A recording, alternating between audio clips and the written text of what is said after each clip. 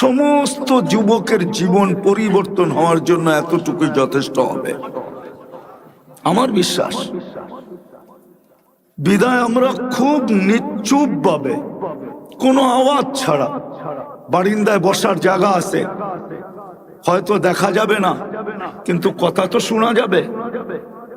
এই জন্য যদি বসার সুযোগ থাকে তো বসা যাই, আওয়াজহীন শুনবো।